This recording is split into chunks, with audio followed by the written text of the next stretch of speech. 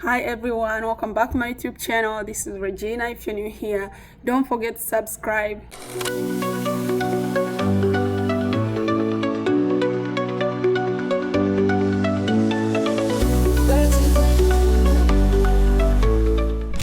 So guys, I promised you that I'll be talking about the story of my dad. For those who don't know me, my name is Regina. I'm a registered nurse and relating it with working far away from home and all the sacrifices that nurses who work far away from home are doing all along. So I'll just tell you the story. I'll just make it short.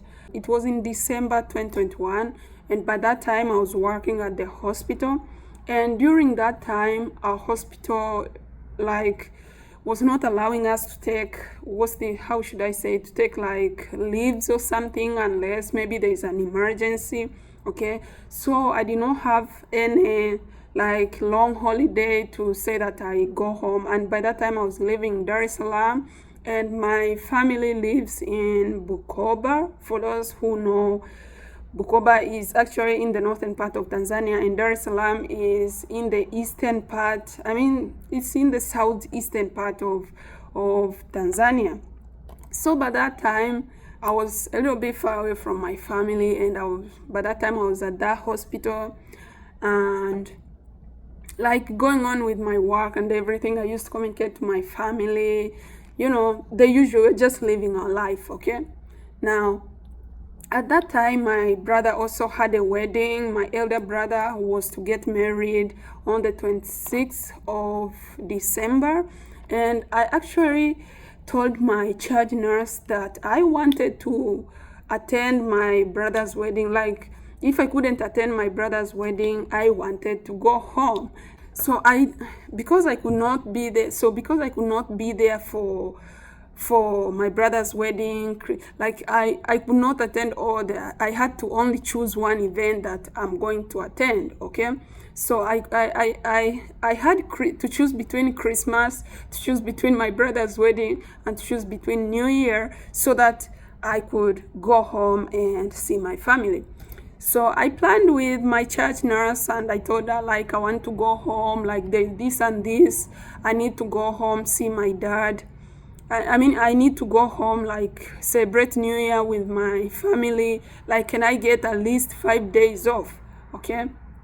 But so I planned this with my church nurse, and I remember I worked back to back nights. I don't remember, I worked a lot of nights like back to back so that I can get at least 5 days connected so that I can go home, okay?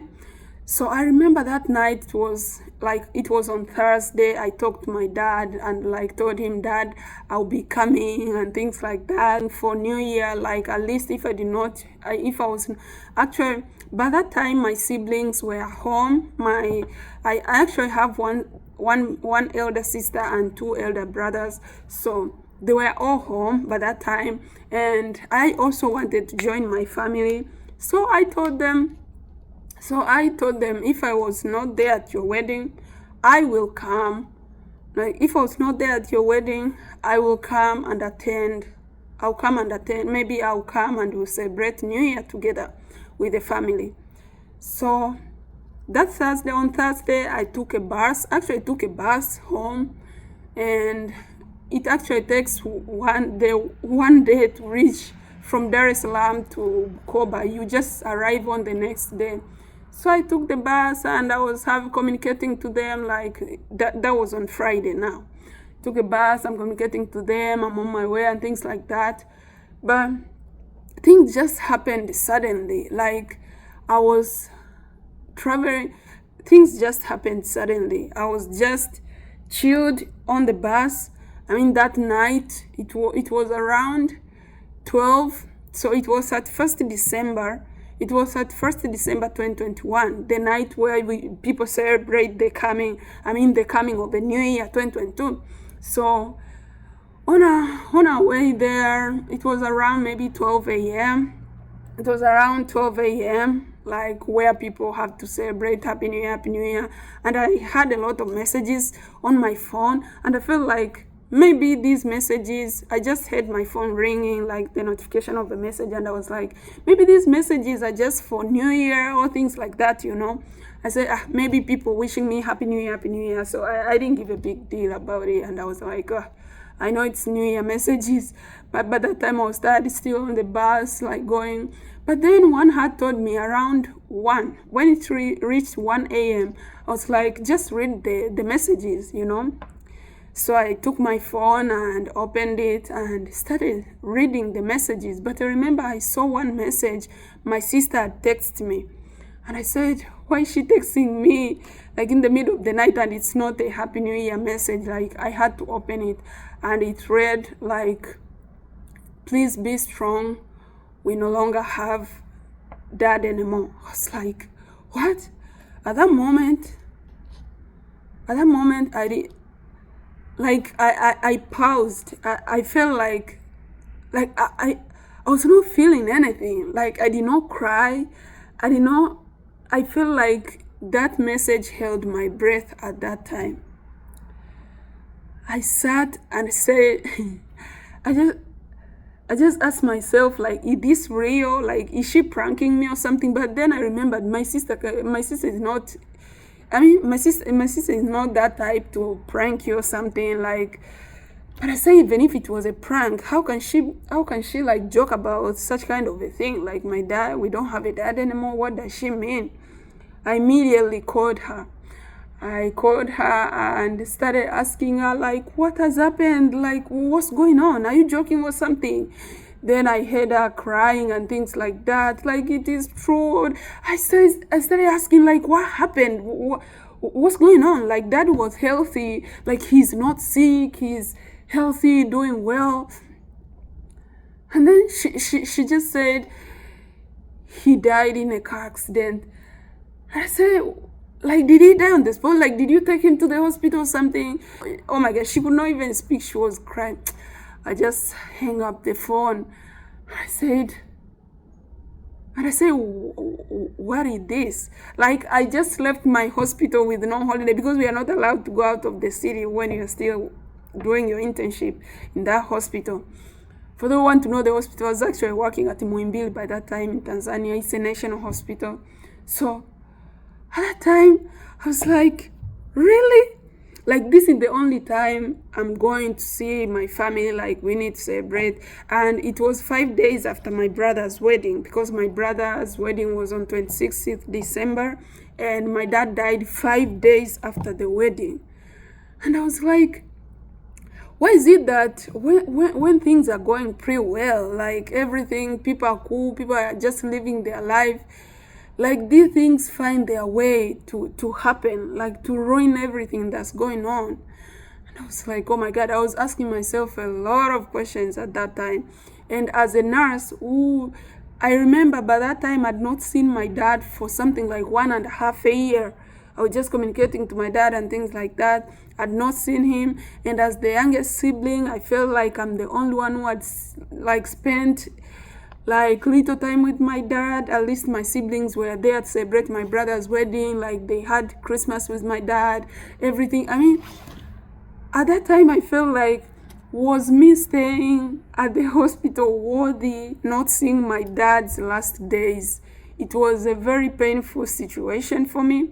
And actually, up to now, I usually ask myself, like, even if I am now working even more far away from my family, sometimes I sit down and ask myself, like, is not see, like, this time I only have my mom, and I sit down and ask myself, like, at this time I'm not seeing my mom. Like, I want to see her. Every time I have a video call with her, I just look at her, and you know, our parents are growing. She sees me, I'm also growing. She's also getting old and things like that. When I talk to my siblings, I see how old they are getting. Like, I wish to go back to those days. I wish to go back to when we were young, when we used to spend the days at home celebrating, like waiting for our parents. At this time, parents are the ones home waiting for us to come back. And the moment I was coming to Saudi Arabia, I always had that thing in the back of my mind, like, yes, I'm leaving my mom, and this time it's very far, at least in Dar es Salaam. Dar es Salaam, I would have even skipped, at least if I get 5 days off straight. If I work my back off and get at least connect my, even if I go 3 days off, I would even jump and go see my mom and come back. But here, abroad, you cannot even leave.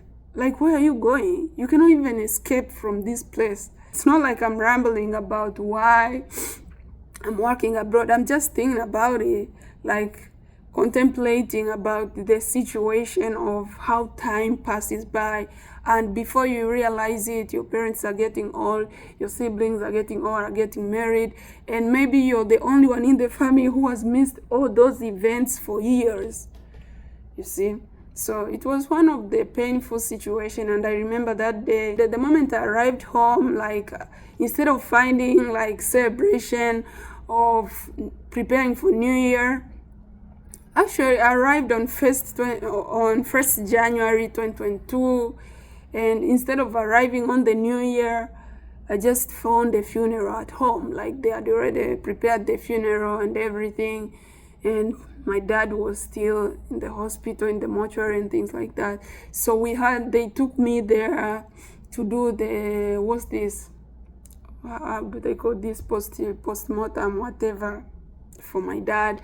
And I actually remember something that hurt me the most from when I became a nurse. Since I became a nurse, like I'd never even given my dad a pill, because my dad was healthy. Like I'd never seen my dad sick for some time. Like he was healthy, everything, So the only thing that I was able to do after becoming a nurse for my dad, I told them at least I wash his body, give him the last bath.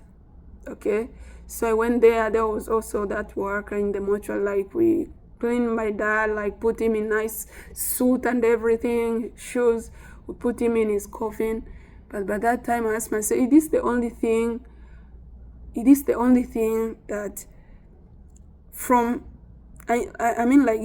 thing Dad took me to school for, like to just give him his last bath. Really, it was a painful situation, guys. It was so painful. So I just want to tell you, for nurses who work abroad or who work very far from home, we carry this thing in our hearts. Like, I'm very far from my family. Even if my family got sick or something, you can tell them ideas, like take this. But the fact of you being there, like being there for them, taking care of them, it's more important than being far away, telling them like what to do and things like that, So it's something that you carry. Every time you treat strangers, you just wish you would be giving that care to your relative, to your family.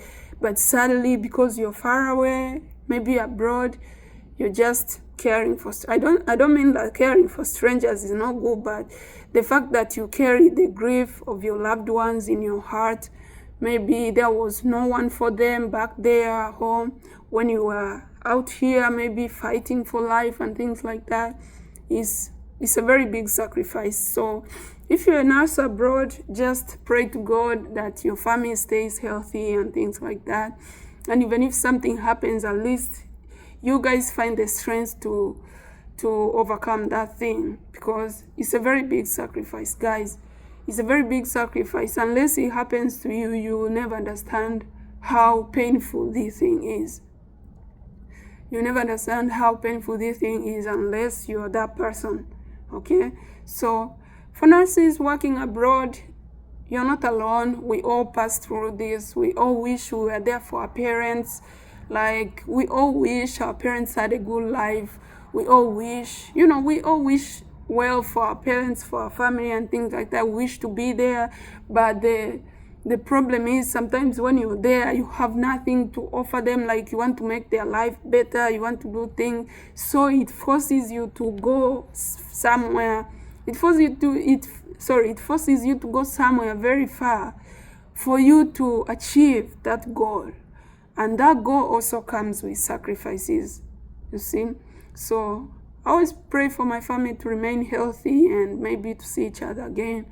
But That's all in God's hands. So this video was actually to tell you that if you want to work abroad, or if you're living very far from your family, at least learn to communicate, learn to, if you have any conflicts with your family, learn to solve them, even if you're far away, because you don't know what will happen. I didn't know I would lose my dad on my way home. I was sure I'm going to see my dad, but I never found him. Actually, I found him laying down already dead. So it was so painful, and this situation has taught me to always value the small moments, always, because you never know, maybe that moment was the last time you will be seeing your parents, or the last time you will be seeing yourself. Okay, so thank you so much, guys, for watching. If you're enjoying these stories, please don't forget to subscribe, hit the notification button for more of my videos. Thank you, guys, and goodbye. I love you.